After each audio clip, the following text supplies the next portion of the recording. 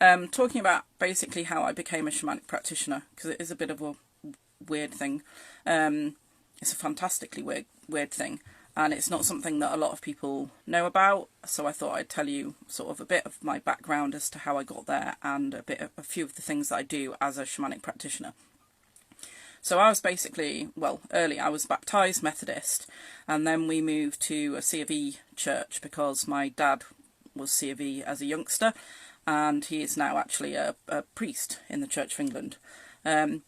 So I went to church most of my childhood, got married in a church, lapsed pretty much after marriage around that time, and it wasn't until about 10 years later that I attended a process called the Hoffman process to deal with some anger issues I was having and stuff, which is an amazing process. I'll post a link to it below. If you've got anything you want to get rid of, go and do Hoffman. It's awesome. And what they did on there was a sort of honouring of your quadrinity, they called it, which I thought was great, because they said we've all got an emotional side, which most people are aware of. We've all got a mental side, which most of us are aware of. And we've got a spiritual side, which some of us are aware of. And what I also loved is we did a lot of body work, because a lot of your emotions and stuff get trapped in your body. And some of that stuff was to drumming, and we did a bit of journeying, so that there was honouring your spiritual side via various different modalities, but there was definitely some sort of shamanically inspired stuff on that. And having been brought up religious, I did want to honour my spiritual side, and that had lapsed, as I said. So I thought, you know what, I wouldn't mind looking more into this shamanism malarkey. And I luckily found some amazing teachers who weren't too far away, and I did a couple of courses with them. And just from those 2 courses, learning how to journey and seeing the amazing things that could happen via that, I decided to do their 3-year practitioner training. Never intended to become a practitioner. I was literally doing it for my own benefit, because I wanted to learn more about this amazing stuff that I'd learned on the other courses. But over the course of those 5 years of training, doing all those courses, I saw the amazing changes in myself, but also in everybody else on the course. But for me, I felt more confident, I felt more at peace, I was getting less angry with my kids, I felt less judgmental towards other people.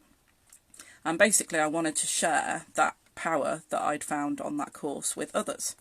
So I did actually start practicing. I didn't do a lot, because obviously I was home educating my children, and that was like a full-time job.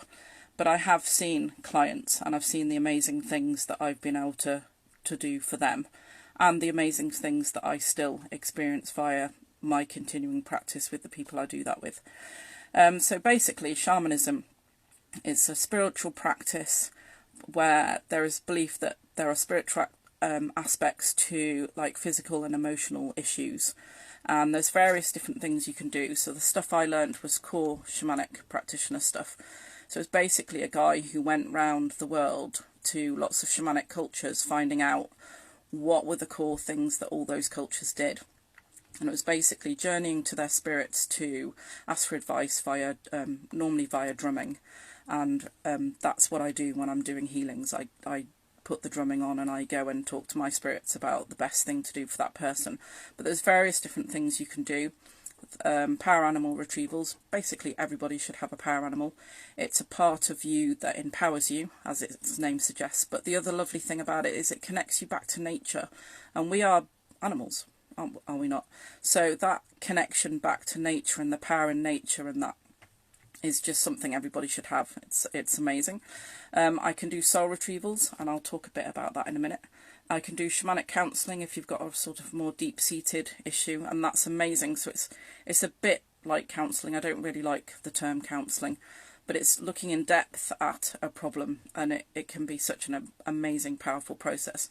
And then I do sort of other inspired things. I do a process called guided pictures in the stone, which I love because it's GPS helping you find your way through a struggle or problem, finding the right way for you, and it's you finding your way through, but with me guiding you. Soul retrievals. How to explain a soul retrieval?